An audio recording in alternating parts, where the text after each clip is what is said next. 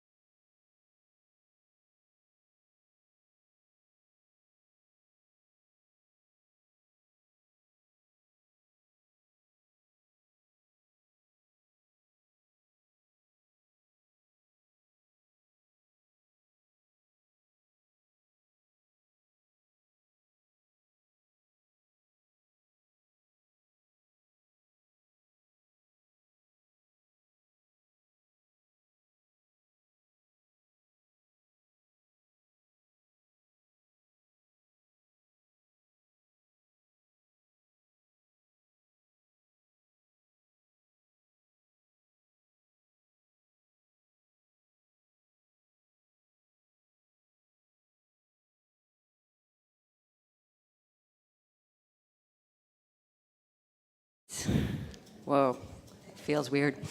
Anyway, thank you everyone for coming. We're going to get this panel started, and hopefully, before the end of this panel, we'll have some spotlights on women in game design.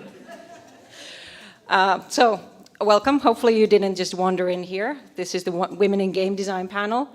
Kind of the objective of this was to get an understanding of what it is like being a woman in game design, and a woman in game design communities, professional or also kind of from the creator-fan division perspective. And then also to explore, does gender affect game design and that position in the community?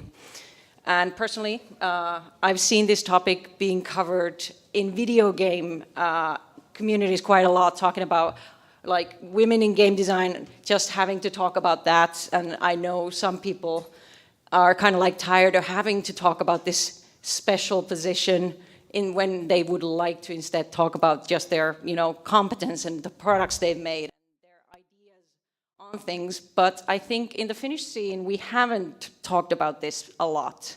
And I think what's interesting also about this panel is that we have cross different types of games. So we have here represented, we have tabletop, we have LARP, and we have video games. So I think it's going to be interesting to compare how those different communities look from the kind of perspective of women. And I'm going to start by introducing our wonderful panel. So first of all, we have our guest of honor, Alex Roberts.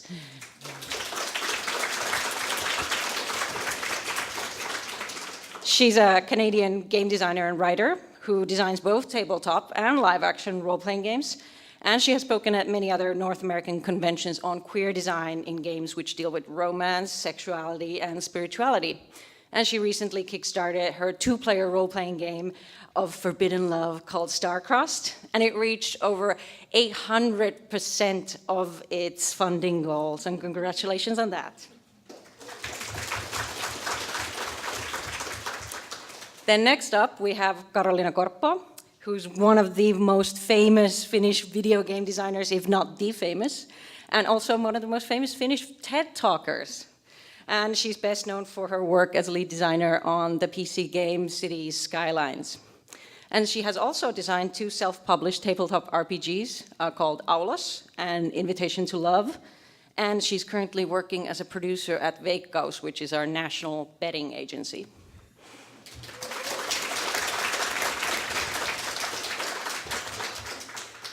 And next up, we have Yanina Kahala. She's a Finnish LARP writer and organizer, actively organizing different LARPs for different audiences.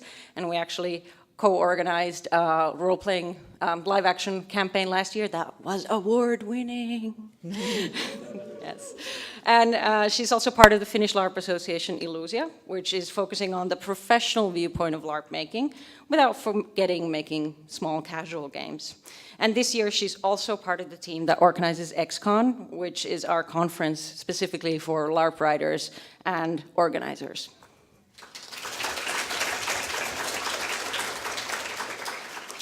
And last but definitely not least, we have Newberry, who's, sorry, I missed my spot. Finnish writer and role player, a game master who loves to create her own worlds and settings, but doesn't get along with rule systems. And her newest role-playing adventure is published right here at Ropecon as part of Praedor, Varjojen kirja. So go check that out. And she's been commissioned to write the next Praedor RPG supplement, light, to be published at next year's Ropecon. So, continuity. And applause for Crystal, despite the distraction of lights. Can we get any more lights here? Yes, it takes a while when we turn those, so would you like them to be turned now? Yes, please. Yes, please. Okay, so there might be a bit of distraction with trying to get the spotlights on. And then there's, of course, me. My name is Eevi Korhonen. I'm the moderator of this panel, and my personal interest in this comes from video game design. I work as a game designer at Remedy, the famous maker of Alan Wake, Max Payne, Quantum Break. And I've also organized LARPs, together with Yanina, and I'm hoping to also explore other topics like, I want to make tabletops and I want to make role-playing games in the future, so I'm kind of a bit of an all-rounder. But,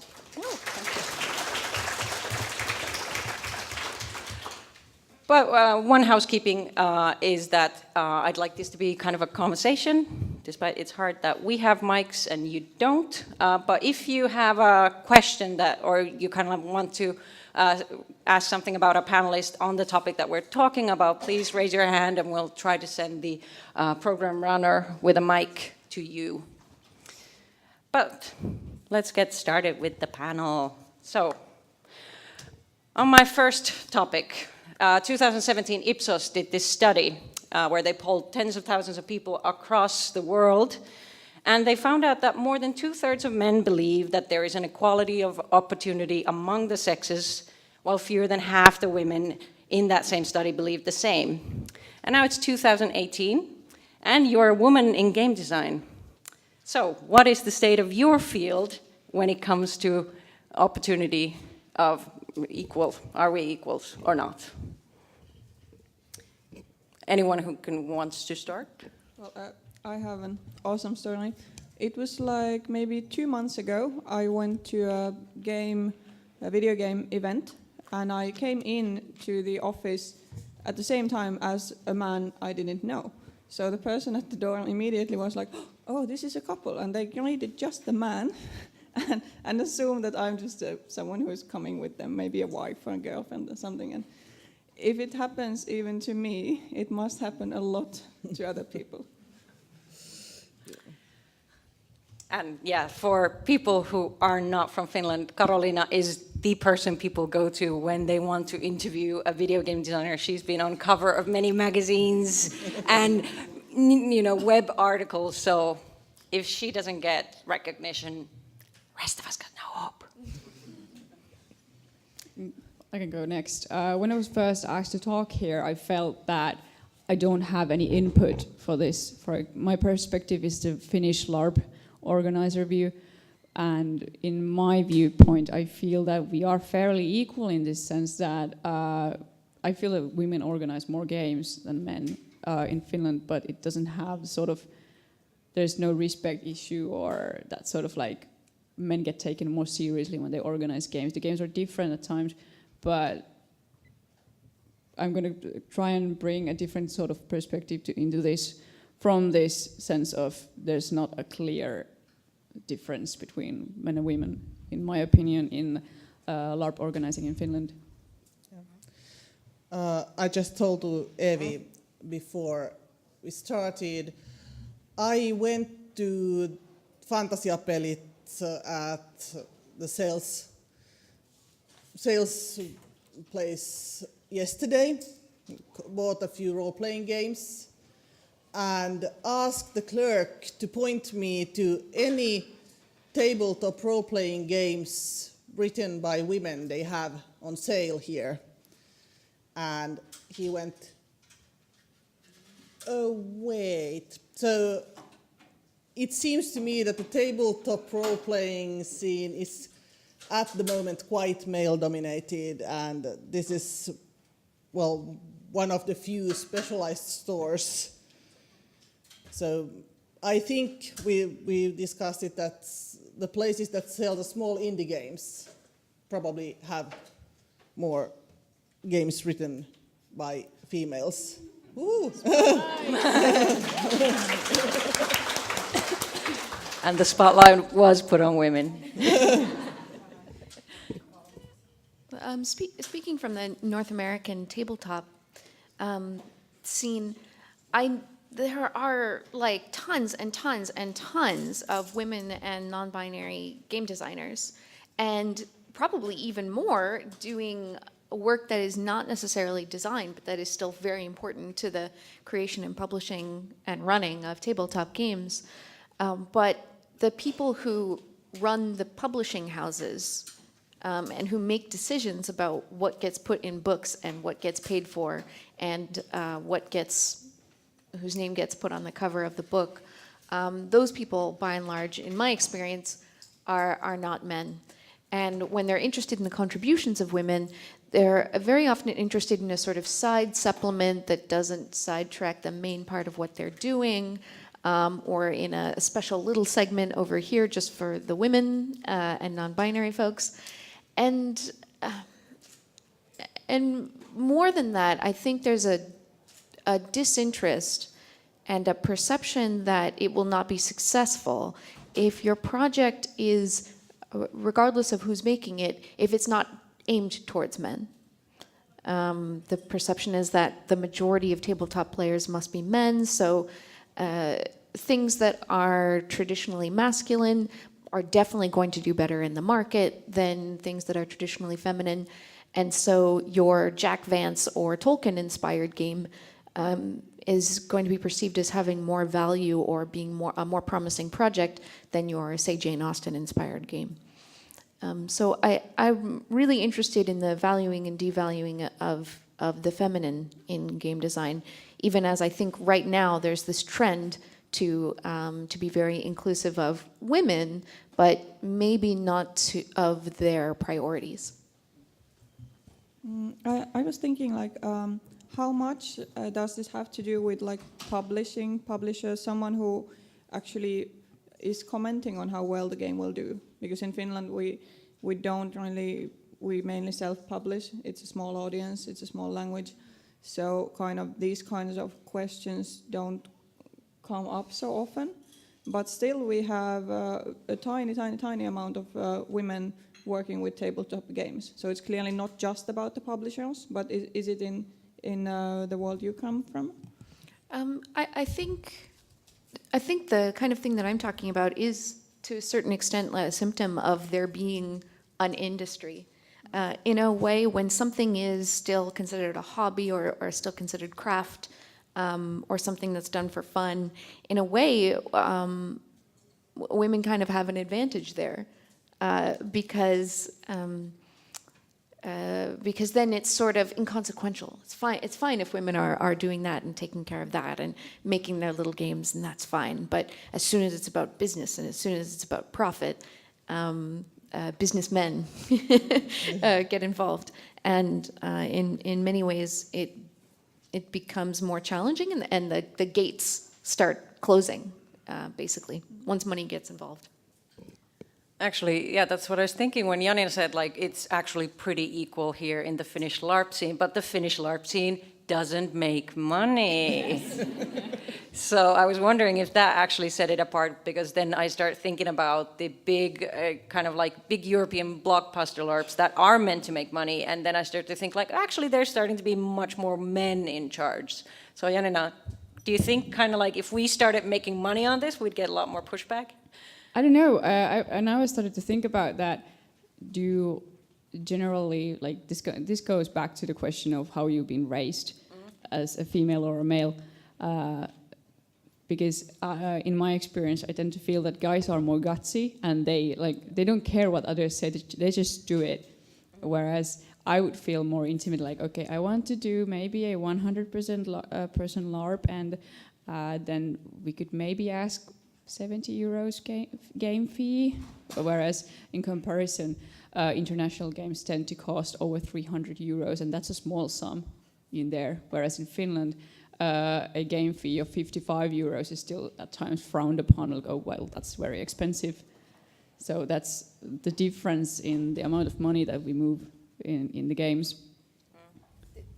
And I think this goes from giant international blockbuster LARPs all the way down to just GMing at the table.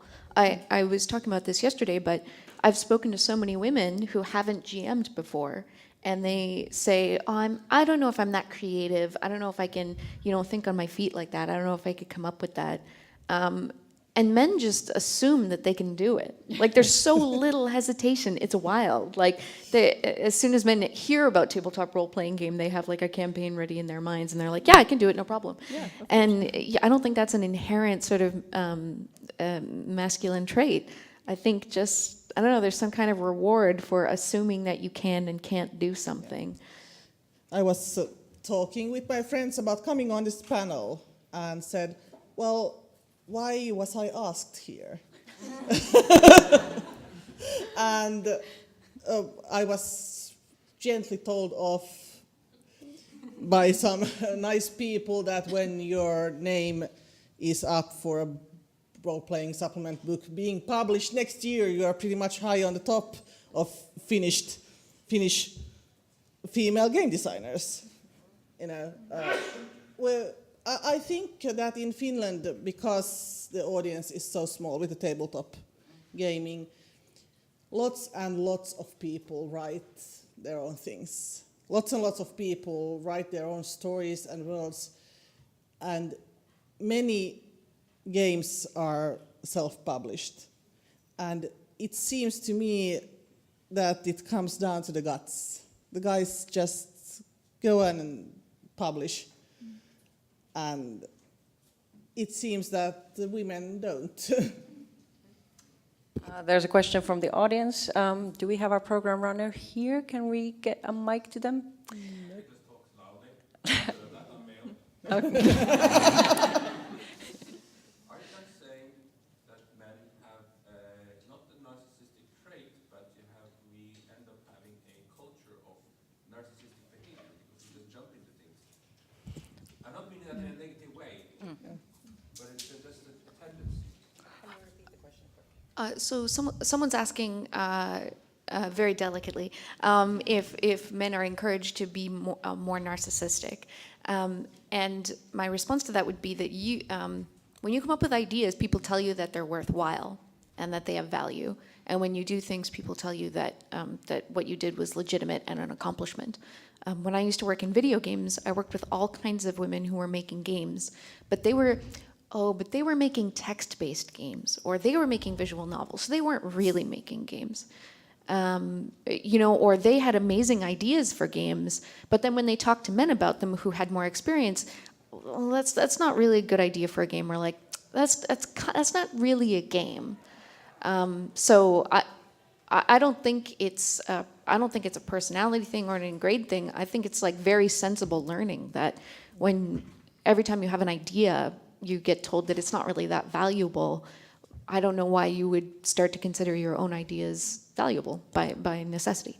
And if I could add, the same ideas that the women were bringing to the men, that they were just like, no, it's not good. If it would have been a man bringing the same idea, the response might have been different, because just for some reason our culture teaches us that if women come up with something, it must be less than if a man does it. Yeah, I've come across it in my professional life that I have to feed my ideas to the males I work with and have them say, I have this idea. Because if I say it, it will just not happen. Yeah. I've literally come across the situation where a male team member actually replicated the idea that a woman had put across, and then just claimed it was their own, and it was like really brassy. And then everyone was like, yes. We have a question. A question in the back. And No, they were first in the back, I think. raise your hands high up when you want to say something, so we want to start. Is this working? Yes. Hi, I wanted to adapt a comment from Polish role-playing community, because I've heard many male or cis-male players ask me, where are the women game masters? And I have met so many of women game masters, but there was no transfer of knowledge happening within that community. So all the portals, all the fora, all the IRC channels, you name it, were, well, I don't want to say infested by men, but... Well, I did say it. Anyway, there were lots of female and non-cis men game mastering and creating scenarios and systems, but they just didn't feel the need to spread it and to put it online. They just were fine sharing it within their circles, but they were completely unseen from the outside of the community. Well, in general, women are taught that we shouldn't like go out and do stuff and be seen. We should be careful and stay home and do tiny, nice things for our families, and not really be seen as active participants in anything, which is kind of part of the whole problem that we're discussing. And we get like accused of doing it for the attention. There's another question in the back. She's first, sorry. Use the mic, please. Sorry.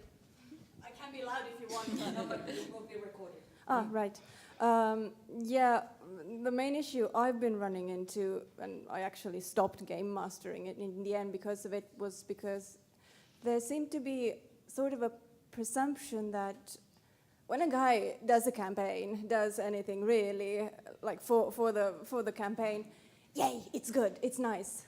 But when I was making campaigns, unless it was really perfect, there was whining from all the guys. Unless like every single plot twist was well thought out and well balanced, it was like, but can't Henry do it instead? He's so much faster, and it just like happens so much faster. And usually what the main complaint they had was that there wasn't enough fighting going on. There weren't enough battles. There weren't a battle every session, twice preferably. And I guess in that sense, it also sort of shows that the priorities for women and men are different, and the preferences for pleasant play are somewhat different. And yeah, it seems that balancing it is going to be a tricky thing. Yeah, I mean, I don't want to be too binary about it or too stereotypical, but I think not only are women just subject to more criticism, people are more readily criticize women, men do in particular, but also I think the criticism often comes from a perspective that rather than very successfully executing a feminine style of play, we are failing at performing a masculine style of play. And that we surely must be trying to do things the only way that they know, which is a very masculine style, rather than coming up with a completely different style, which I know that you know the difference between playing with a table full of men, playing with a mixed table with lots of different genders, and playing with a table full of women. And playing with a table full of women when you have the opportunity to do it, which at least in the North American tabletop scene is a precious and rare thing. It feels so different, so different. And yeah, that's genuinely all I have to say about that. Yeah, I'm kind of thinking that this is not down to genders at all. It's like playing styles. But of course, as men are kind of rewarded for acting masculine and liking fights and all of this, they are maybe like performing that masculinity as and trying to be really manly men by asking for fights all the time. And it might be that in the end, that's really not what they want to play. It might be a social thing that they just have to appear manly to the other men, and that's also kind of, I feel that it's part of why men criticize women so often, because they feel that they are kind of strengthening their own position in the social situation when they're kind of putting others down, and they inherently, because of the culture, feel that women are below them, so it's much safer to be nasty to the women than to the other men, because the other men might be above them. So kind of a weird social construct that then creates really like not so nice behavior in games, and still kind of like I played with mostly just males, but I've at least met many players who play much more like romantic themes than I do, and like this one guy, I think he's like a peacekeeper and he worked in the army and all of this, and he's only butch. But then the games we play, he does this awesome, really like gooey 80s romance stuff. And it's like, why not? It's not part of what he usually does in life, and it's the kind of story that he enjoys, and our playing styles went really well together. So I wouldn't be of the opinion that a male table feels completely different all the time, but of course, mostly because of the culture, it does feel different. Yeah, I think it's, of course, more a matter of cultural tendencies than, that every single male player or every single female player would have the specific style. And I think I play quite a lot with people who have lots of background in feminist discussion and so on, regardless of gender. And I think playing with these people, I feel safe. And when playing role-playing games, may it be LARP or tabletop role-playing, I think the feeling of being safe with the people you play with is important for everyone, because that will allow females to take on roles that are not traditionally female, males to take on roles that are not traditionally male, and maybe experience, the role-playing. I want to add to this that this past few years I've noticed a lot a positive change in Finnish LARP scene, that we have more games that explore the stereotypes, and they mix the stereotypes, so we are not stuck in this this is a masculine man and this is a feminine woman. But instead, I've seen several games where guys who are normally very manly, like in their off-game persona, they dare to try and play a very sensitive, poetic boy, or sort of like very gentle characters, and women get to try masculine characters without, I am a woman who now plays a masculine character, but is a complete character still, that it has its weaknesses and it has its strengths, but they are not like the feminine weaknesses and strengths that normally characters would have. So I've seen a lot of these games pop up recently, and people daring to try roles that are not like the stereotypes. And what I also, talking about LARP, kind of more than playing style, also the plots. I thought it was really interesting when you wrote on your Facebook wall, like, please tell me the types of plots that get given to male characters and the types of plot that gets given traditionally to female characters. And the division and the discussion on that was really interesting. And I'm still hoping you'll make that LARP where all the men get the traditional female plots, like, oh my God, I have to marry off my son, and it has to happen tonight. Yes. And women get the plots like, oh my God, my husband has figured out I have a mistress and I have to now, hide this thing or pay her off or get her to have an abortion or something like that. There were a lot of plots that were, I thought, I asked, what is your subjective view to these plots, that what are generally male plots and what are female plots? And then many of the plots that I saw, as this is a female plot, yeah, this I've seen only this on girls, and many of the guys were like, but I played this, single moms were someone popped up single moms is that thing that only happens to women, and there were several guys but I played a single father. But then I started to think that maybe the perspective in the game is different, like the angle they come from into the plot is different. But there are still plots that you need to marry someone you don't want to marry, or then one thing I would very much like to see guys handle with is that, boom, you're pregnant, now what do you do? This is a very often used plot in LARPs, thankfully not as much anymore, because women started to say, I don't want to play pregnancy plots, please.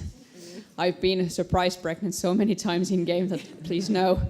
But whereas guys, very often, like you had a thing 15 years ago, you know that the fling's baby, now grown up to 15 years old, is going to come pop up and say, hello, you are my father.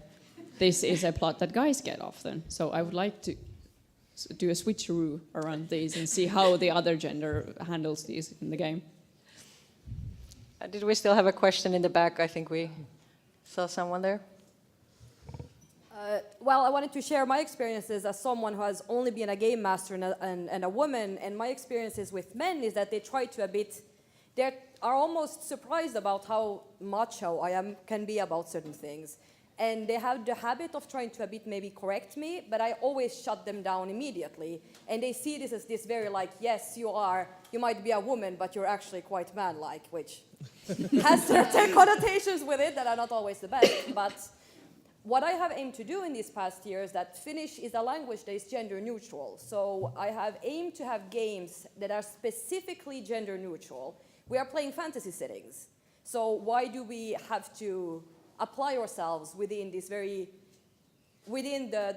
roles that we put ourselves into? So it was really interesting to see how characters started to break down. It took a couple of sessions, but characters that might have, typically speaking, more male roles, warriors, etc., started to break down in the sense that every time they wanted to reference something that is quite gendered, I always ask them, why do you do this? I try to take away this veil related to gender. And it is quite difficult because a lot of things is tainted in a way by this, but it was a very interesting experience to see it break down. So I would recommend people to aim to do gender neutral, especially in Finnish, it's quite simple. And in other languages, I do games in French as well. It is possible to find quite easily workable solutions around this. And I have played a lot with women. I'm one of these people, and women and non-binary people and queer people when it comes to sexuality. And here it's quite interesting because I played with a group of cis males. And after about 3 sessions about this whole, okay, gender doesn't exist, the whole dynamic with romance started to develop in a much more organic way. So it was interesting to see that by just removing this one aspect of everything made people evaluate each other again. And that was a really interesting thing to see develop, especially since the sessions I had with people that were not male or not cis male, they were very much more, they were more focused on the story and on the action, whereas the men maybe saw it as a sort of safe space for them to start exploring their feelings. And it was interesting to see the game becoming much more interlocked with each other instead of the action around them. I would say, does anyone here know the tabletop game Kagematsu? Hey, my 3 new friends. But it's a tabletop game by Renee Knipe and Danielle Lewan, and takes place in feudal Japan. And the GM plays a wandering samurai who comes into this village. There's no one in the village who can defend it from this threat, and so all of the players play the women of the village. All the men of the village are off fighting some shogun's war. Play the women of the village who try to convince the wandering Ronan to stay and defend them. But a rule in the game is that the GM has to be a woman. The players can be whatever gender, but it needs to be run by a woman. And it's one of my favorite games ever. It's not a perfect game. It's my favorite game. The second favorite, maybe. But in general, I've almost always played it with all men players. And having a mixed table is fun. But there's something about having a bunch of dudes who all have this alibi to play not only women, but a very feminine role, right? They're not Furiosa from Mad Max. They're doing things in a feminine way, which is the way that we discussed earlier, which is that fucking frustrating way of trying to convince someone else to do something without having them realize that you're convincing them of it, and ideally they would think that it's their own idea. And it's very fun to watch men kind of struggle with that and be like, this is really hard. Like, yeah. But more important, I mean, it's not a torture simulator. It's watching men get to open up and be like, they have that side of themselves. And I've played it, you know, almost only with cis dudes, and like to see them bring out their feminine side and have it be a safe way to do that, because you have to play a woman character, it wasn't your choice, you have to, and also all of the other men at the table are also playing women, and so you know, no one's going to make fun of you for not being macho enough because you're all in the same boat and you all want Kagematsu to stick around so the village doesn't get destroyed. But when you really give your players permission to act outside of the whatever stereotypes, you know, people have access to other sides of themselves. Women have access to their masculine side, and vice versa.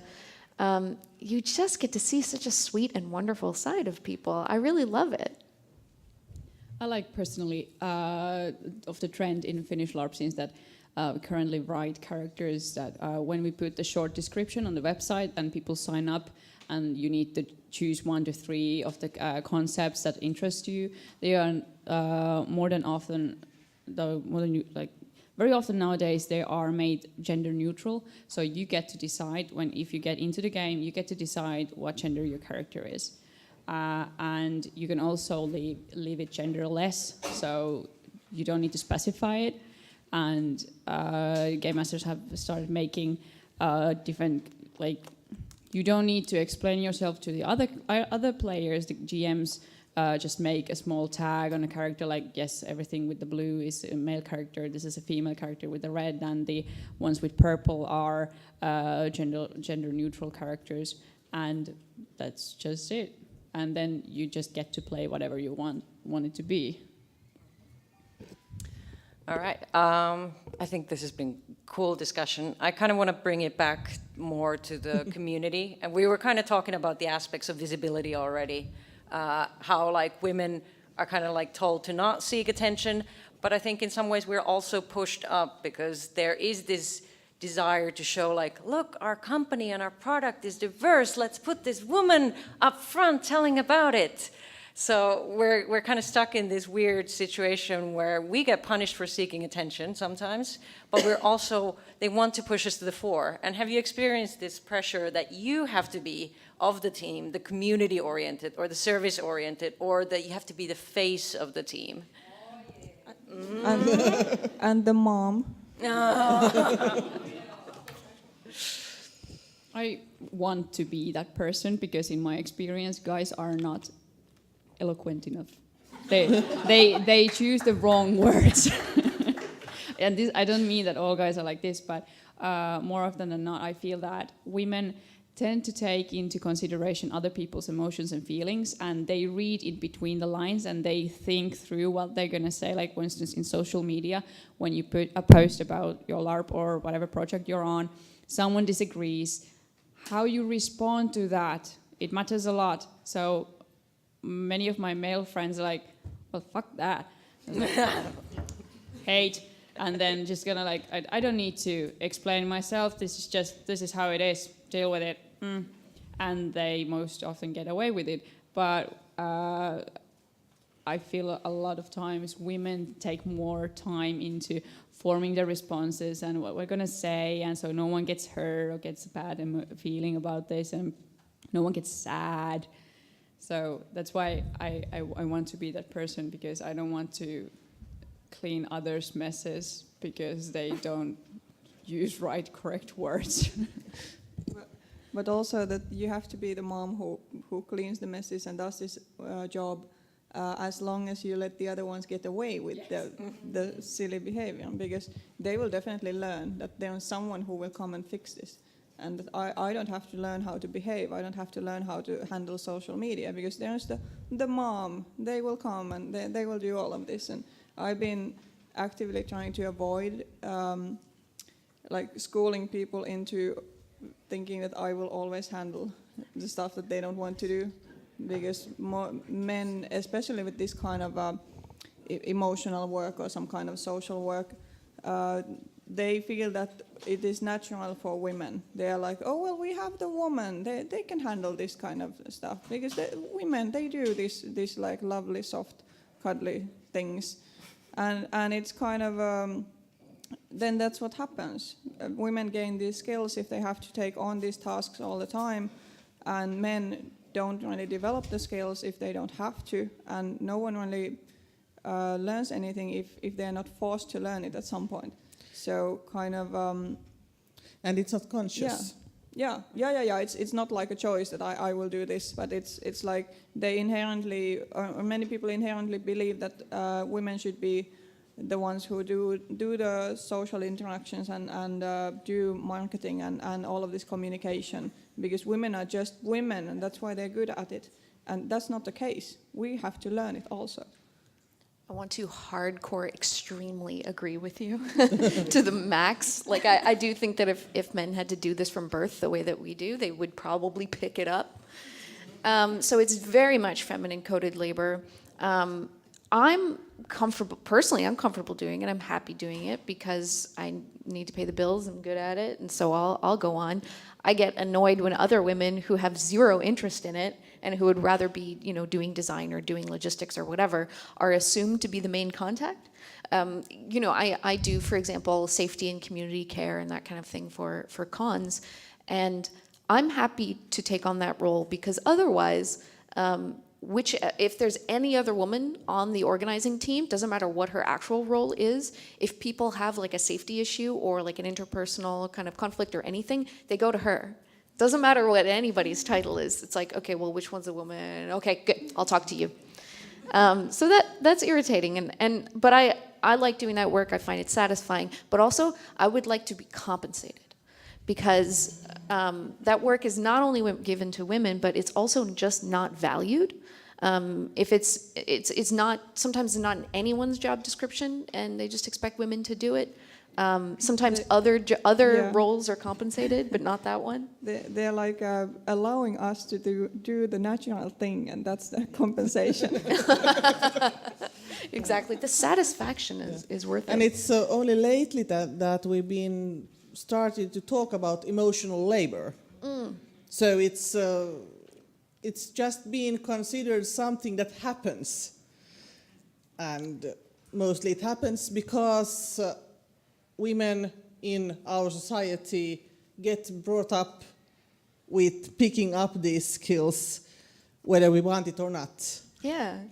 I have a client right now that I'm doing consulting for. They're a publisher, and I was having a meeting with this guy, and we were talking about the project, and then he kind of got into this like conflict that he's having with someone else on the team, and he was going on and kind of like offloading a bit, and I was listening and attending, kind of reflecting, and he was like, "Oh my God, I don't want to make you do all this work, to dump all this on you."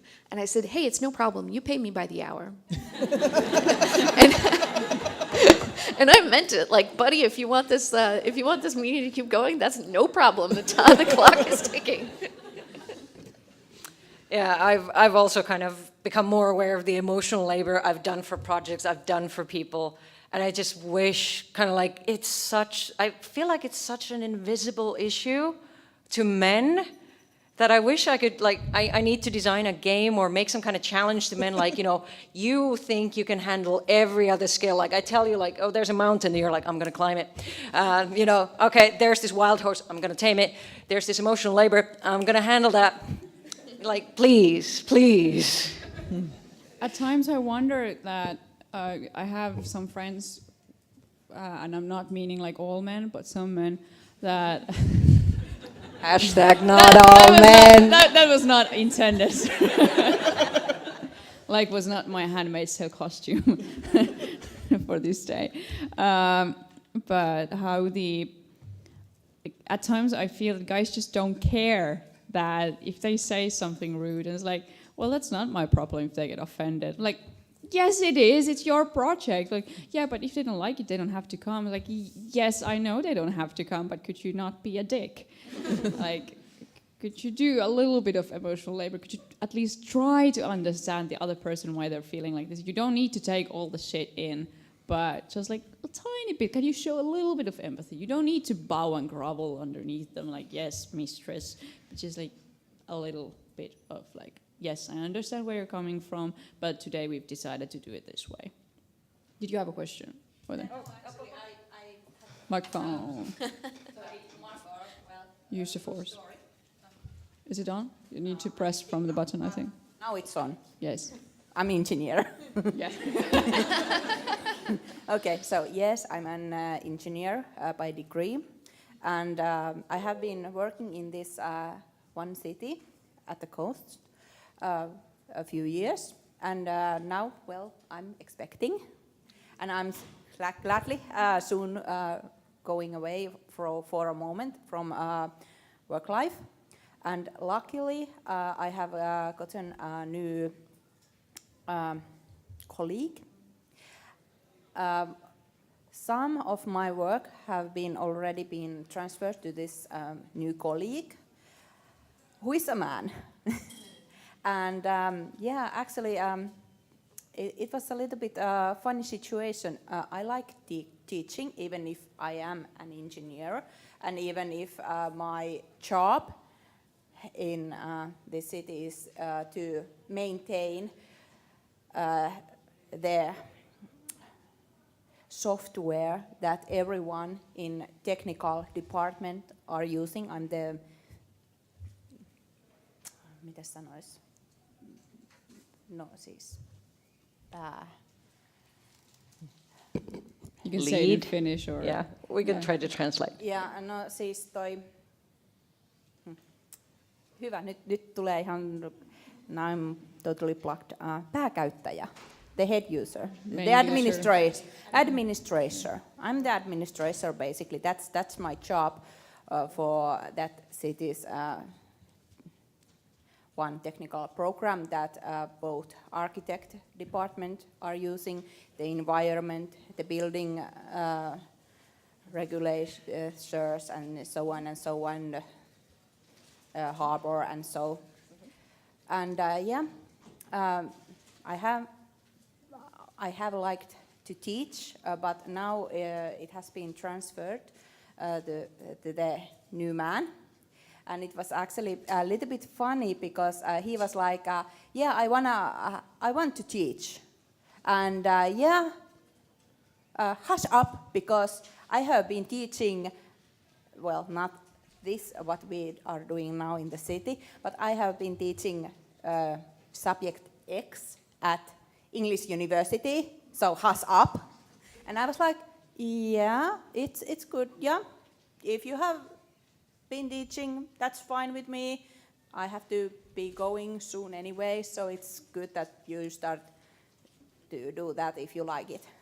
And yeah, basically I left the teaching of the program and the introduction of new employees about the software to him. And of course, he hasn't done everything, so I still have to do something. But it started to get a little bit funny because there are a few new employees, and actually when he had been teaching them, then it was not so long after that they simply turned to me for guidance. And it's, you know, some teachers just teach things how they have learned it, while even if I don't have a degree nor him in teaching, like if you study in university to become a teacher, pedagogia, then, but when I teach, I try to learn how that other person is learning and what's the best channel for him or her to You're learn. adapting to their learning style. Yes, And yes, this to guy adapt their wasn't. learning style. And yes, they started to come to me to ask questions that, hey, Tuulia, hey, I have a question about this. Oh, yeah, sure. Yeah, and then my colleague, maybe after half an hour, came to the room and he was like, huh, okay, well, yeah, fine. I wonder if this is kind of also like a situation where men aren't allowed to learn this emotional labor. It's kind of like, you learn a new language and you try to speak it to some people and then they're like, oh, they're learning language, I'll just speak English to them. And so, or kind of like, you don't let them learn because you see that they're bad at it and then you turn to someone else to translate or you switch to a language you both know. Yeah, it's a little bit like if he wants to teach something, he says that 1 + 2 is 3. And yes, I can also say 1 + 2 is 3, but I can say that A + B is C if it's easier for the other person to understand it some other way. Have any of the panelists had this happen to them? Well, I was in a game convention maybe half a year ago, so not that long ago. And after an interview I did, one person who seemed male to me stayed behind and wanted to talk to me about how to make games, how to make good games. And he seemed to be of the opinion that I need some actual teaching in this. And I politely listened because I'm on work time, of course. I will listen to any fans and anything they say. And then after he had gone on for like 15 minutes about how games should be really artsy and not really copy other games and blah, blah, blah, I asked him like how many games has he done? 0. None. But still, for some reason, he felt confident enough to come up to me and try to tell me how to make good games, which is fine. He clearly has no problem with confidence, at least the lack of it. But kind of this happens really often. People, they want to discuss, and the only way maybe that they know how to discuss is to try and somehow tell about how good they are at something.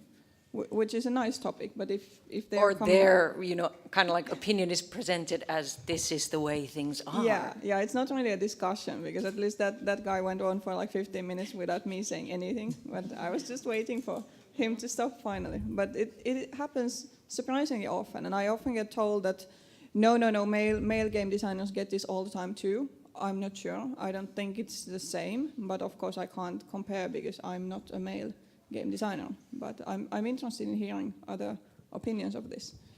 There's a question in the back.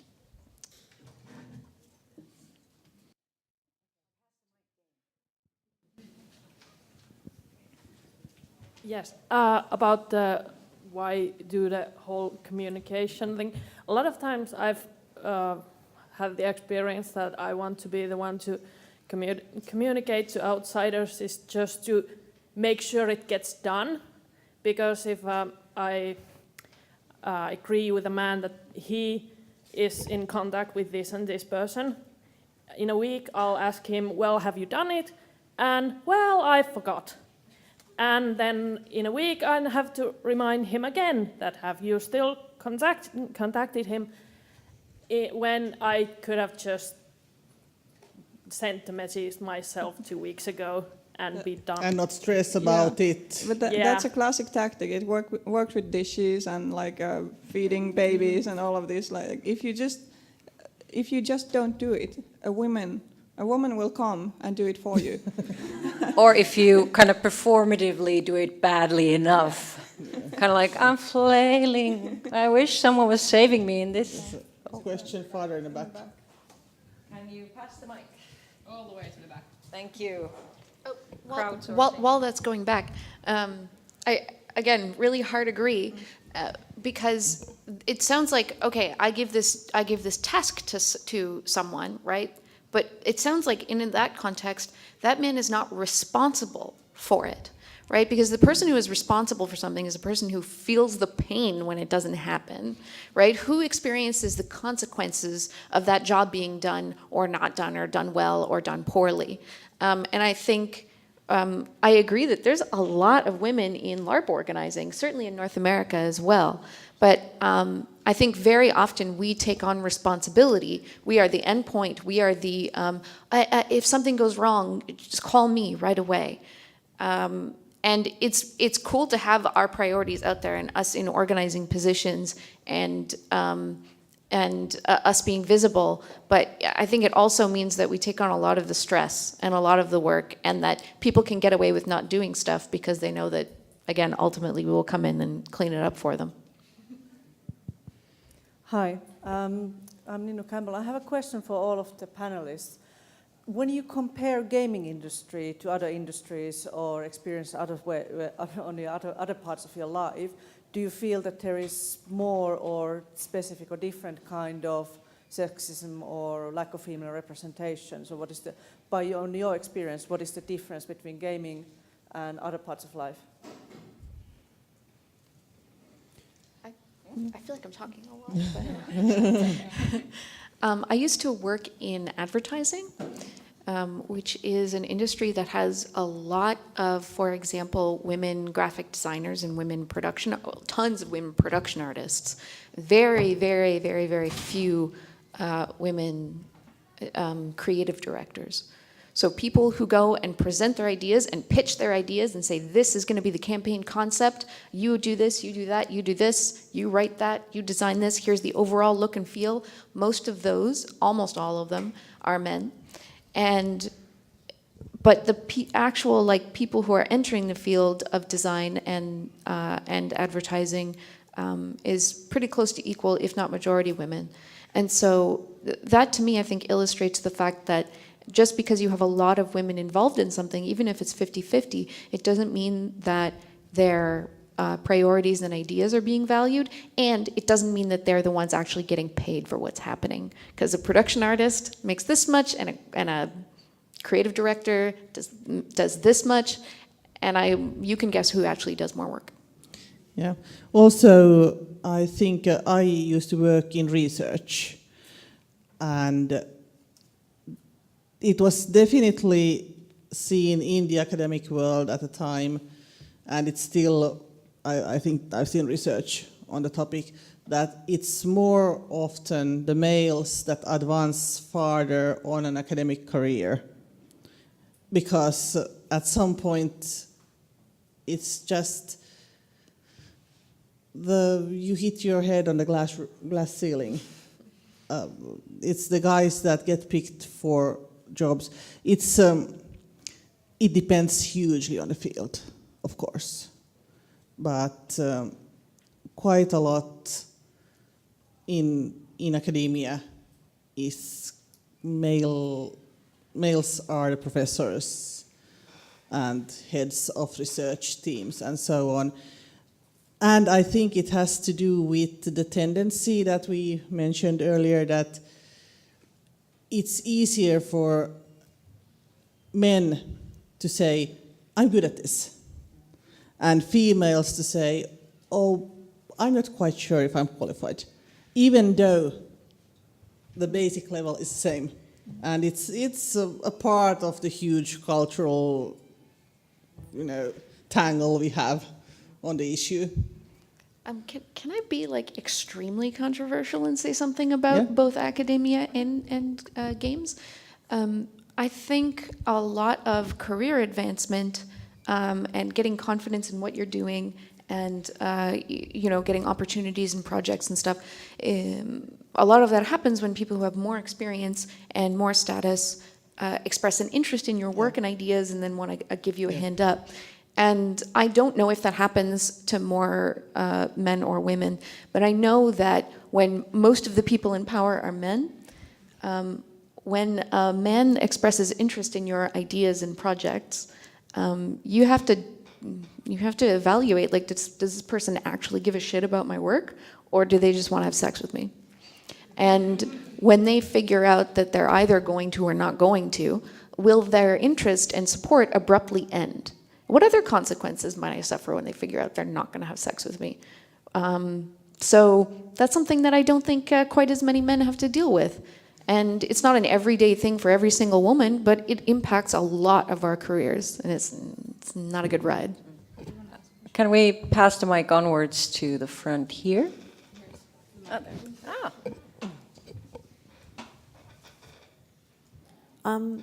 I'd like to go back to an earlier subject. Karolina, you were talking about this experience that a person came to talk to you how games are supposed to be made. And with this recent happening with Arenanet firing 2 of the Guild Wars 2 developers, especially Jessica Price, due to how they behaved in Twitter and how they were with the community.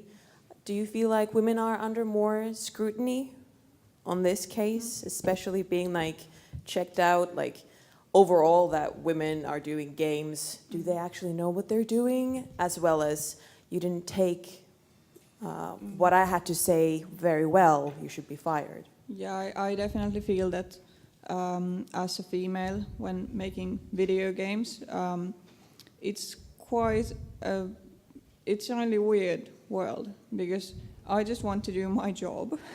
I would love to just work with games as I have done, and I'm good at it, and that way I can help other teams to make good games. But then there's this, like, these people coming up like, oh, but you're female. And I'm like, yes.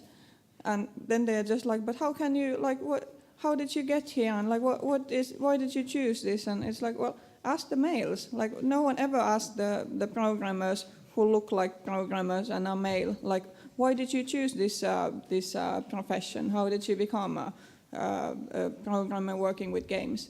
And I bet they would even like the attention sometimes. They would actually want to answer these questions, and not the same that a media person comes in the door to the office and is like, oh, you have females, how lovely. And then they want to talk like let's see this weird unicorn, like how did you come here? What's this all about? And I'm like, I'm trying to actually do my job, like you were supposed to interview the other guys. So that is weird. And like, well,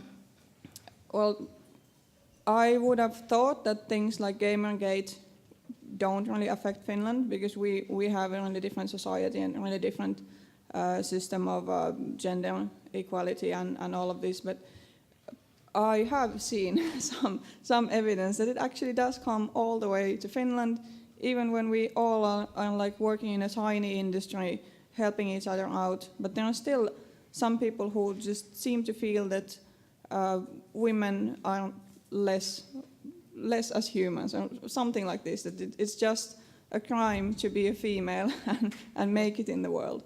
So they're kind of like, they should have been the one who made it, and not some female.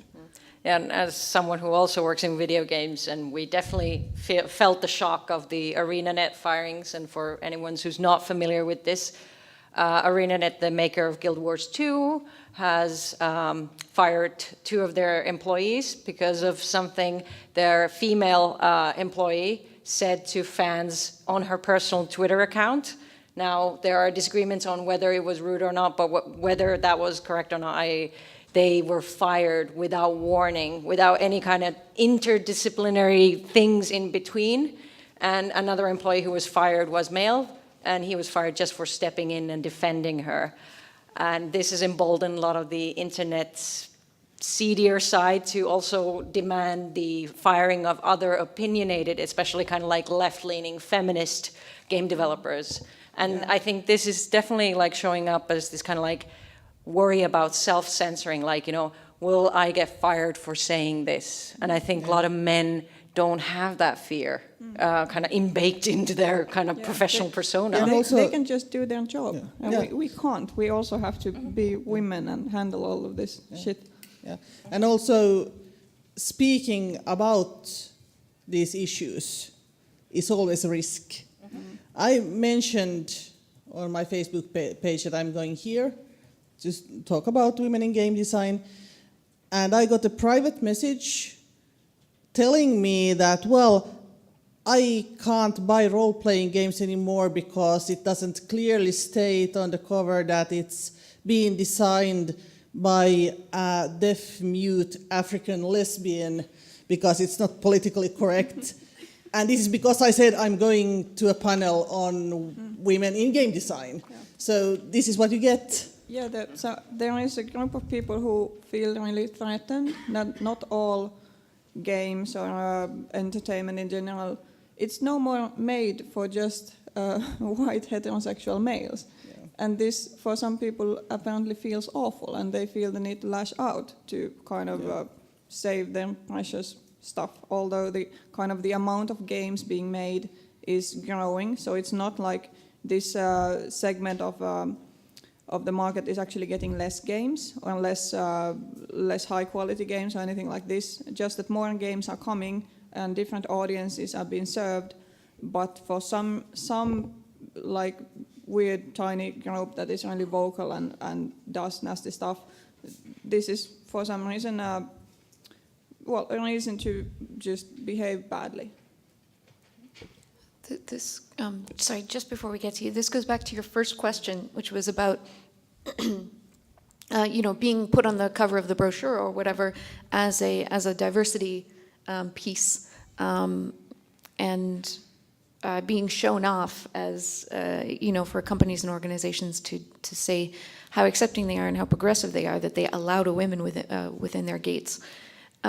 But when segments of their fans or segments of the community get pissed off about that, who suffers? It's us. It's the same people who are, put up. Question? Yes. One of the things that you've been talking about are different attitudes or treatment that happen not necessarily publicly, but within the work group or within two people. I was wondering, do you think would it be helpful for the management in these groups or workplaces to kind of open up the communication channels to female employees to say that, encourage them to report if they feel that they've been treated differently from one other co-worker or some group? And do you think there could be some specific guidelines that could help with advancing these issues? Well, to kind of speak on that, it's hard to speak up on these issues because we have seen so many times that it either leads nowhere and it gets made public and now you're a troublemaker and you have poor humor, you're poor sport, or it even gets negatively turned on you by that management group that, okay, you're actually being difficult and this is not an issue and could you just not talk it out, and are you just going to be like this about everything and you're actually slowing things down? So I've never had any faith in any of those systems actually, addressing the problem of kind of like, this unequal treatment. I think the main problem is that officially we have the channels. It is like, of course, you're reporting if you're harassed at work. But the problem is that many times people don't believe it when you say, like this person is really being a dick. And they're like, no, he's a lovely guy. And it's like, yeah, to you maybe, but and then I would have to defend my point of view and maybe have some evidence and all of this. So it's much easier to just be like, yeah, well, that dude is a dick. I will not speak with him. Yeah. I will try to do all of my work just around this person. Yeah. So kind of the burden of trying to prove that actually something is happening, and then also living with the fact that they are like, well, you're a female. If you have lipstick on, of course they will do that to you. And it's like this is a double standard of being made to not speak up, and then if you do, saying well, it's your fault anyway. And also think of the career of this poor man you are destroying. The poor victim. What about the men? Yeah. And at least in Finland, we can't even really be anonymous, because it's like if there would be a text by a not named female game designer in Finland, it would be either me or Eevi. So it's like we can't really do anything about this issue at the moment, because people don't believe women often, or they blame us, and if you speak up, you're just not wanted. And the industry is not as horrible as it sounds in this panel. It's actually it's really nice. There are only few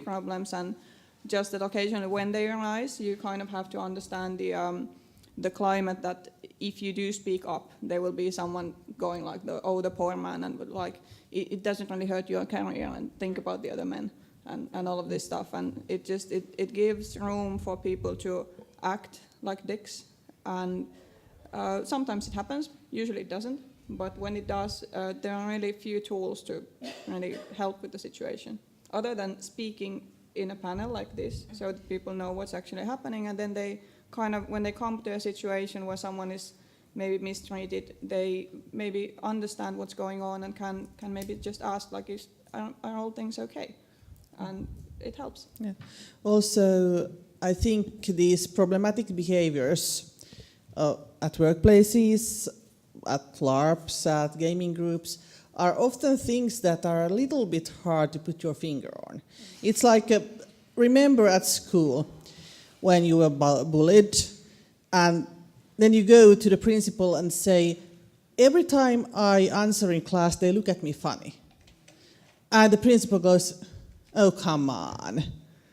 And if this goes on for, say, 9 years, and every time you speak up, someone looks at you funny and makes faces, and no one does anything about it, it's pretty much the same phenomena.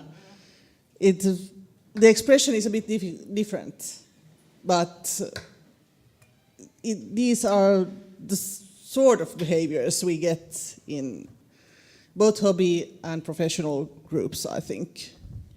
In Finland, the LARP scene is very small. Yeah. Even though we have several different areas, we have the northern Finland parts of. There are several very active associations over there, and then we have the ones in Helsinki. We have the ones in Turku. We have the Feno suites, and still the groups are very small. And across Finland, it's hard to step against someone. Like if someone behaves badly, it gets stressed nowadays more, which is very good. But there's always, you need to think how you're gonna address it. Like you can't just block someone out of the scenes, because that would be mean. And then again, what if they don't change their behavior? What do you do? And then everyone knows everyone pretty much.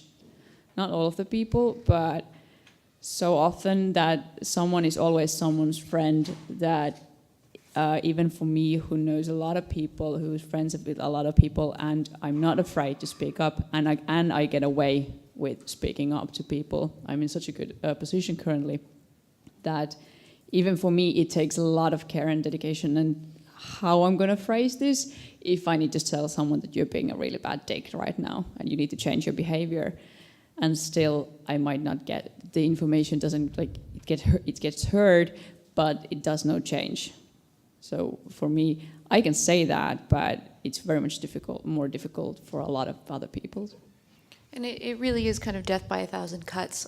I think a lot of women leave gaming, whether it's the community, the hobby, or the industry, not because of a single awful, traumatic event, but rather because of all these kind of small things. Every time I go to the meetup, there's always some guy who's like kind of weird, or, it's just happened a couple of times now that someone's just kind of like, gotten in my space and been kind of gross. And if those tiny little things just keep happening, or every time I go to that discussion group, I just find I'm not really taken seriously, none of those things is worth, in most people's minds, making a report about. But when they stack up, eventually it's like, I just want to go somewhere where that is not happening. And kind of the feeling of not fitting in, because that's what people are communicating easily. If they feel that there's something weird, that there is this female that's in a game studio and that's not doing marketing, they just you can really sense it. They don't necessarily say it out loud or anything, but you can just feel that they feel that there is something weird going on, and that can be really taxing if you suffer it for a long time.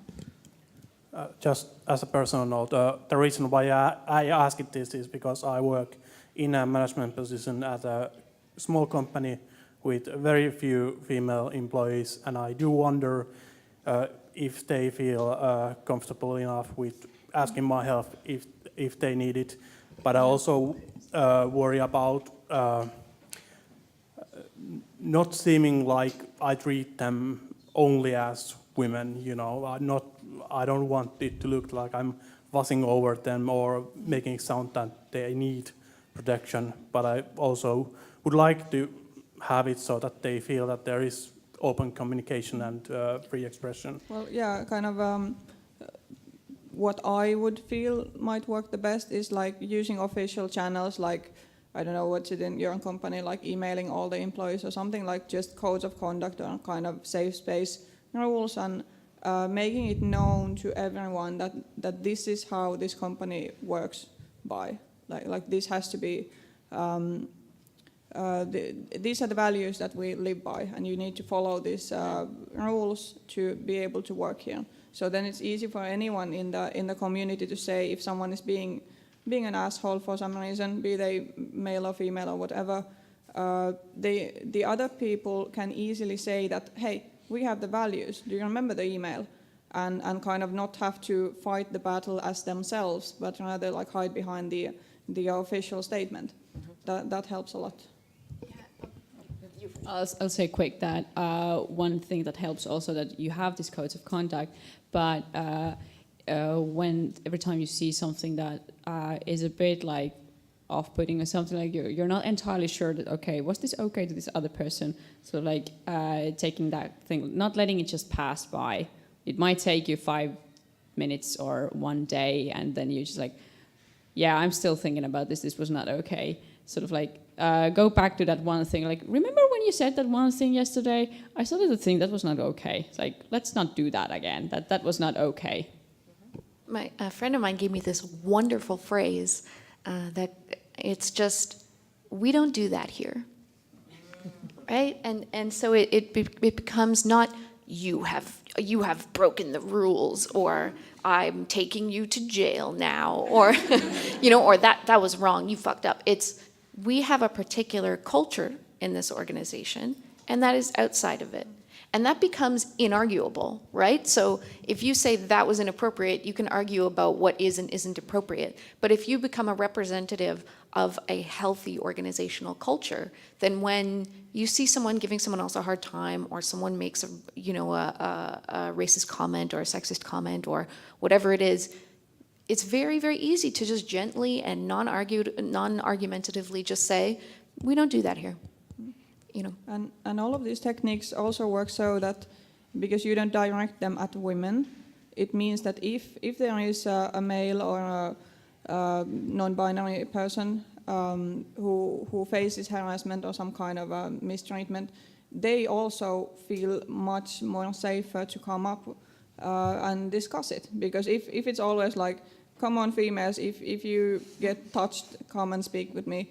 And if it goes the other way, if it's a male and a female or another male or anyone is like approaching them in the wrong way and being nasty, it's much more difficult to bring it up if you've been told the whole time, like, this happens only to females, like you can't be the victim of this. And of course it might never happen, but just when you direct the guidance and all of this to all of the employees, the whole community, then it becomes clear that this is not a gendered issue. Like, anyone who feels that something is off can speak up. Actually, this reminded me, like, not just what management can do, but what colleagues can do for each other. Because management is usually in a better position to establish certain authority, but colleagues can help kind of improve the workspace too. And I had this happen to me with a previous colleague who was also my supervisor. We were in a meeting with some other people on like a topic of related to the project, and I was just kind of like spacing out for a bit because I felt like I was losing the thread of the conversation, and he was just pulling me back like, hey Evie, you haven't spoken up for a while. Do you have anything to say on this topic? And also interrupting people who were talking over me. That was huge. If you can ever do that for a female colleague or non-binary colleague, if you see them being talked over, say to your, probably dude who's talking over, saying like, hey, let her finish. And that has like magical powers over the situation. Do you have any other examples on like what colleagues could do? This is actually a social example. I went to a party with a friend of mine once with some people I didn't know very well. And it was, someone mentioned or it came up that I do LARP stuff. And so there was these 3 people there who said, oh, wow, LARP, like, what is that? Tell me more about that. And so I started answering their questions about LARP, but every time I would start to answer a question, this other dude would jump in and interrupt me and give his answer to the question. And he informed me that he was very experienced LARPer, because he played one vampire game for like a couple of months, like months of this one vampire game. So he obviously had more experience than I do. And so he would just keep interrupting me. But I was there with my good friend, and my good friend Rodrigo. Every time that I would get interrupted and he would start to answer, Rod would turn towards me, right? Like there's a body language, and say, Alex, but didn't you say that some games are like non-competitive? And poor Rod, like he knows nothing about LARP. He's not a gamer at all. But you could see him try to like pull some threads and be like, what has Alex ever said about LARP? I gotta do something. So every time I got interrupted, there was just this easy sort of like, what can I do to move things back towards the person who was actually asked the question? Or can we pass the mic over there?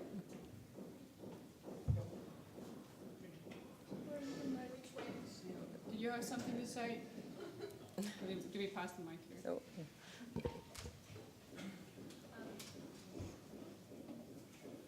Sorry. So this is somewhat referring to earlier conversations, but with the way that the industry is right now and the way that it's going, like it's definitely better than it has been for women and non-binary and queer people. Where do you, any of the panelists, see it going in the future, and like how it's going to get there? Because now there are at least some things which are focused towards queer people, towards women, and are made for them and are fairly mainstream. But there's still like just a glut of things that are focused towards and marketed towards men. And still in the situation where there are even some things, it's still slim pickings, and you have to basically engage with things even when they're not your thing. And you spoke about it being very like within small communities when women and non-binary people are doing things. But how do you see the industry moving forward and progressing? I can start shortly with the LARP scene has, in these past 2 or 3 years, we've got the Safer LARPing package made that instructs on how to make the LARPing environment more safe for everyone, how to do debriefing and how to take others into consideration and how to stop harassment if you see it, or like just give concrete advice on how to act if you see some mistreatment. And then this Ropecon, we also got the inclusive LARPing package that takes into consideration the wealth of the player, the mental and physical health or like troubles they might have, and then also their age or all these kind of different things that people might have that might affect their ability to participate in LARPs.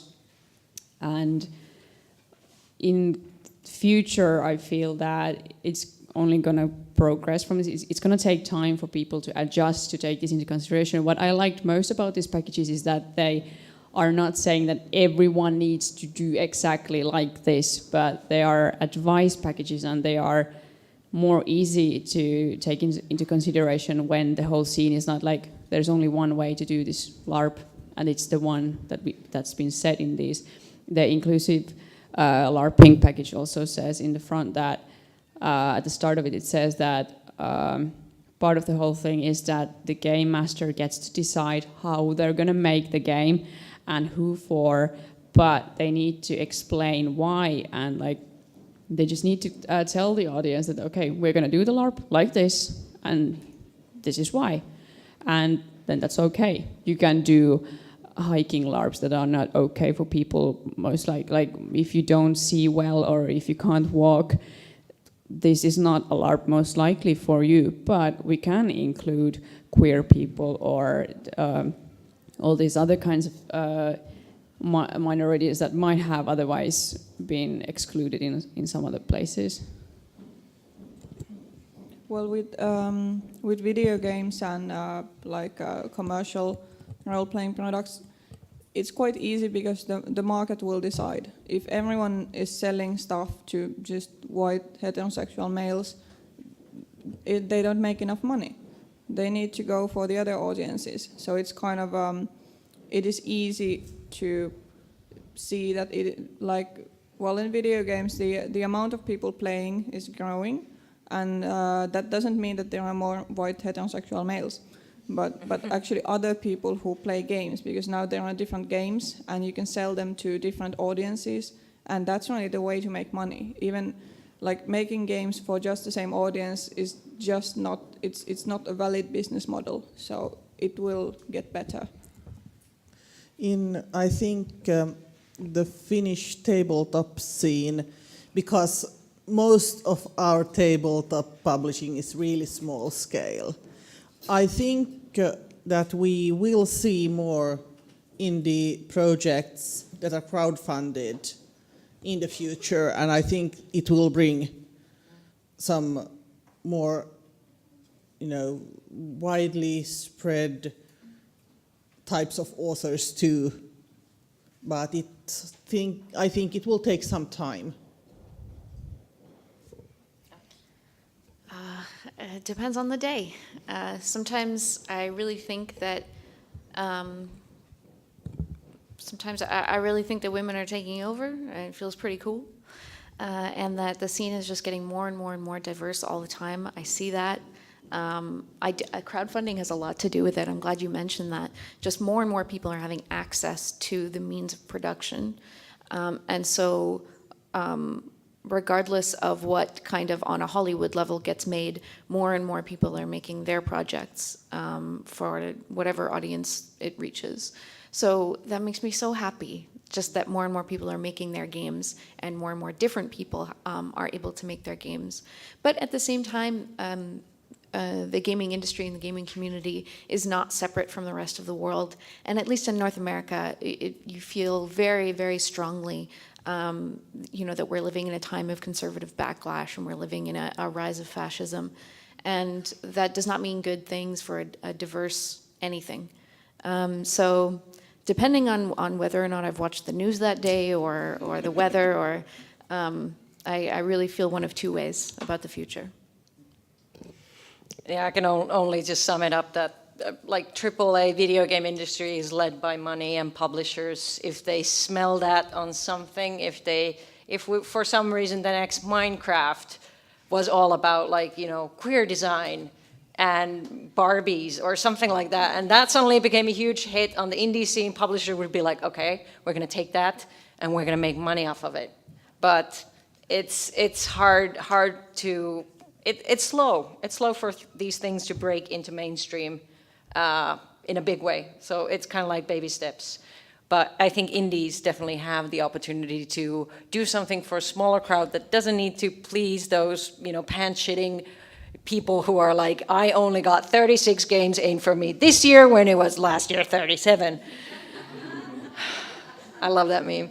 But so I think definitely supporting smaller industries, making your own industries, making your own groups, and I'm saying I'm actually just gonna, make this for me and my friends, or I'm gonna make this just for people, just explicitly saying hey, we're gonna make this game, actually in the previous panel talking about it was the Red Center, the LARP happening in Spain, which is set in the Handmaid's Tale world, and it's gonna be only for women players or women identifying as women players. And all the characters are going to be women, and it's like, this is what we're doing, and being fine with that. I bet they have gotten some angry emails. Yes. Yeah. What about the men?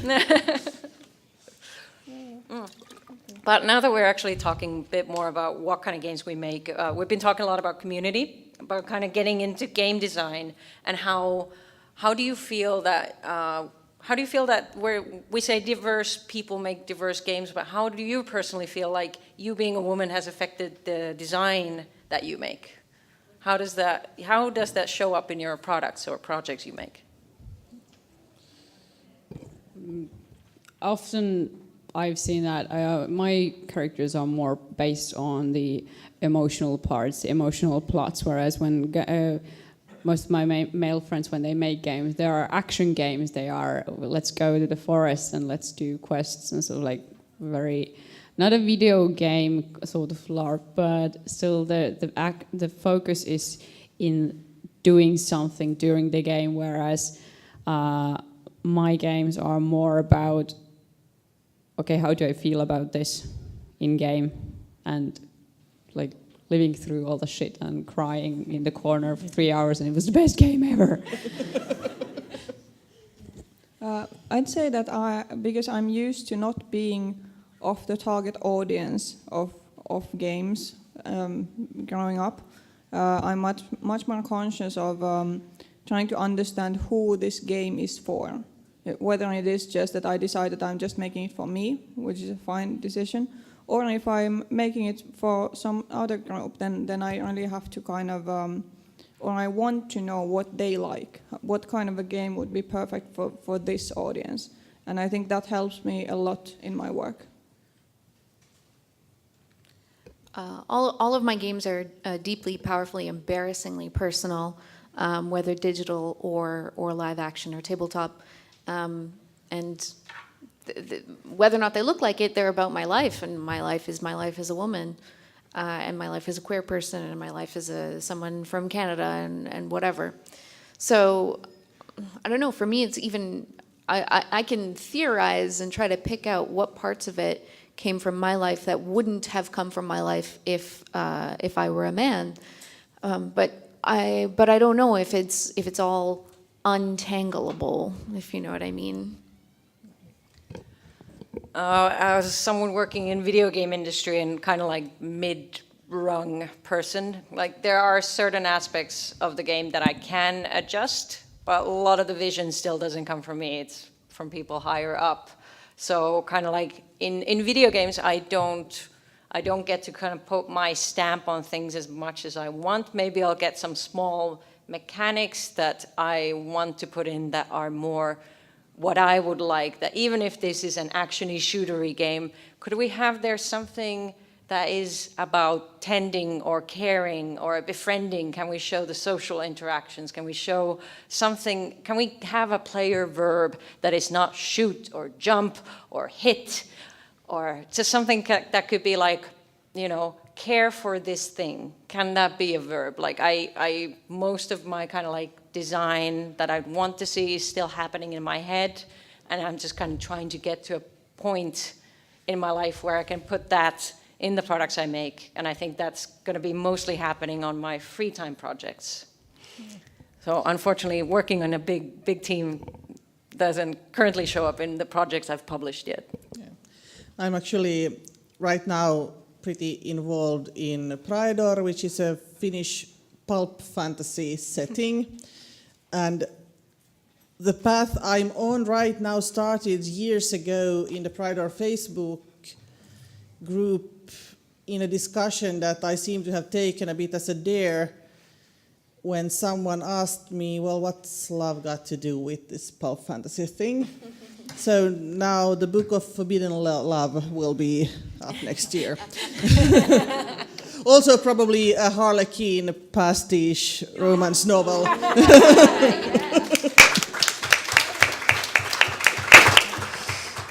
You know, I want to make sure that when we're talking about feminine and masculine verbs and the way that feminine ways of getting things done and masculine ways of getting things done, that we identify healthy and toxic aspects of both. I'm working on a game right now called For the Queen that will be out early next year, and it's about emotional manipulation. It's about relationships, and it's about love, but it's about mostly really unhealthy relationships, and it's about the bad things that can sometimes happen to you and the bad choices that you can sometimes make when you love someone very much. and they are not kind to you. So I consider that to be definitely a feminine game design, and I could talk for hours about why. But that doesn't mean that it's that it's a lovely game about good times and true love. I like making characters in LARPs that are something people haven't usually tried before. In the game we made with Evie and some others, we had several male characters that were very sensitive and vulnerable. Like they had their inner demons, and they were fighting the sort of like. Part of the gameplay was about the toxic masculinity, and like it was part of the themes, like you need to be strong, you can't show emotions. So they like, and we wrote that down to the character, and they knew this is what we're like, this is toxic, this is bad, this is what we're like, this is what you need to. You might not notice it in off-game life, but now that we've written it down for you, and this is what you're going to have to experience for the next 24 hours, it becomes more clear to see. And in the same way, and we also flipped this around, that female players got to experience the themes that guys off-game at times need to experience or have to experience, and then guys were doing themes that are normal for women off-game, that this is something like you don't get taken seriously as in something, the profession you do, and in the same way, for women, it was struggling with the like power dynamics, and like you don't get to feel.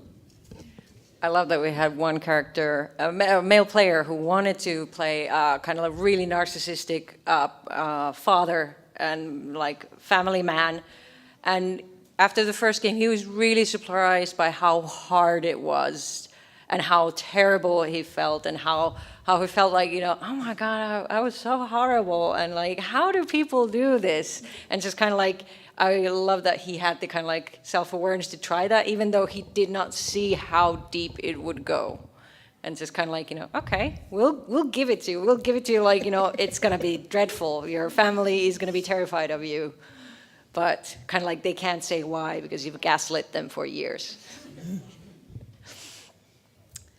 All right, we only have 5 minutes left. So before I think I will give the audience still a last chance to ask questions, my last question to the panelists would be, if money and status quo were not stopping you, what would be your dream game to play or make?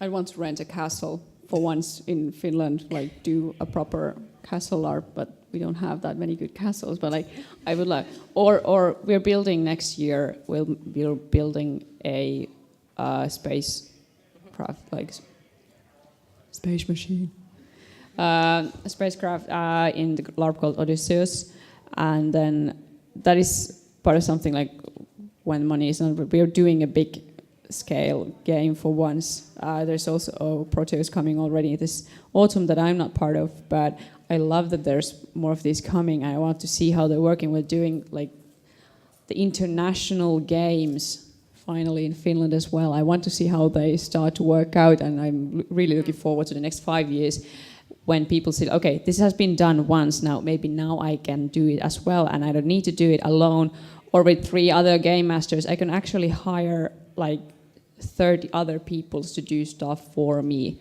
And I want to see this go more global, more international, and get more money involved in, without forgetting the small games that now and then, like that don't cost anything at all. But I want to go big. I think what I would do would also have to do with being able to pay people to do things I'm bad at.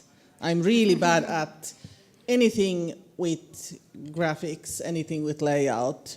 So I would really love to be able to write, but not having to worry about all the things I just can't do. Also, as mentioned, I get along with tabletop games, rule systems, pretty much as well as the fish and the bicycle thing.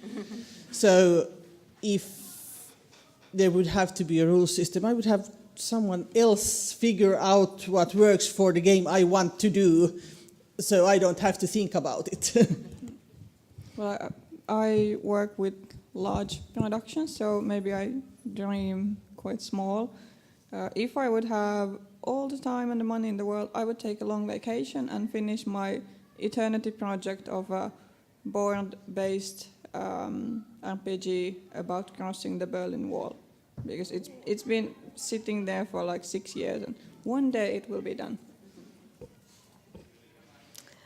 This is hard because I have a huge Google Doc full of all the projects that I would love to complete, and the things I need are not that much money for the projects themselves. I just need money to sort of keep food going in me and the roof staying over my head while I just, and lots of playtesters. I need a lot. It's just sort of a conveyor belt of playtesters coming in. I have a LARP about being storybook animals who live in a sweet little town and drive around in cars that go beep beep. I have this game about balloon fetishists trying to communicate with each other on the internet. They are so sweet. I have a game, I would love to make a game with my sister about our mother's death. There are games like, seriously, I'll make the Google Doc public and you can all finance them. Pick a game you want to see happen. Pay my rent for a month. But unfortunately, those are not the games that I'm going to get paid to make. You've talked a lot about women working in the games field, but not necessarily in design. I do a lot of marketing, and I do some consulting, and I do some writing, and I do lots of admin work and other things that men don't want to do. But if I could just design all the time and somehow have that be sustainable, I would just churn out some incredible games. Your minds would be blown. Okay, I think we have time for one quick short question, so make it count, audience. Yes.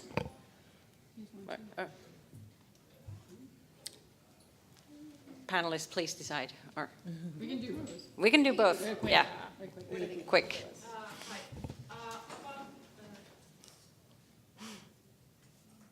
About the women not having the I can do this attitude. Where do you get it? There's the voice inside that says you can't, and then you just have to shut it out. I disagree. I think we have to say that to each other. I think that you need to support other women around you so fucking hard. And do you think that I'm talking to women when I'm saying this? Sorry, dudes, you actually have to do it even more, because we have a lot of emotional labor we're already doing. So men, encourage the women in your groups to GM, even if it's not the game that you would most want to play, and even if their style is not exactly your favorite style. When women around you want to design, encourage that. Offer to proofread or whatever, do something. Not give them advice, but actually just support them. We need to be telling each other that, wow, you can totally do that. No, you can absolutely do that. When you have people around you telling you that, you learn that it's true. Pass the mic. One last question from the man at the front.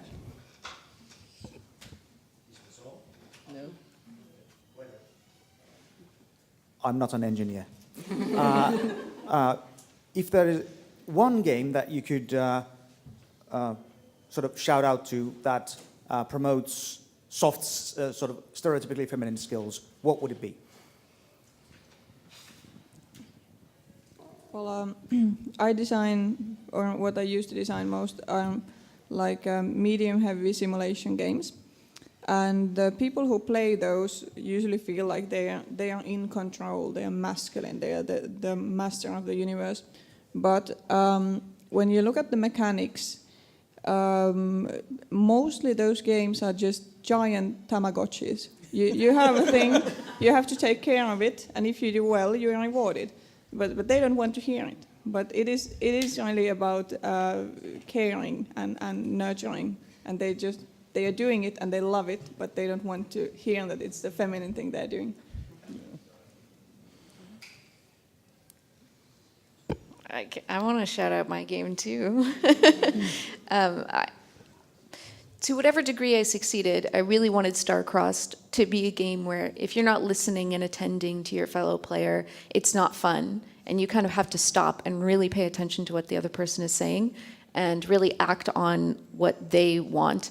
And the point of Star-Crossed as a two-player game is not for either of you to win against each other, and it's not for either of you to win against an external enemy, but rather for the two of you to be in harmony, to be beating at the same rate, to be speaking the same language on the same page. As long as that is happening, Star-Crossed is fun, and as soon as that stops happening, people start to realize they need to be doing something different.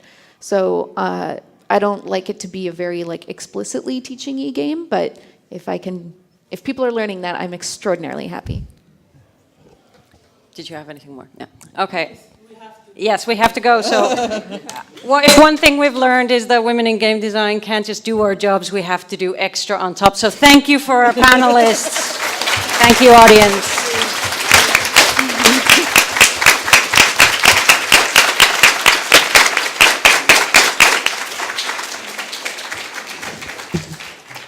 Thank you all. This was fun.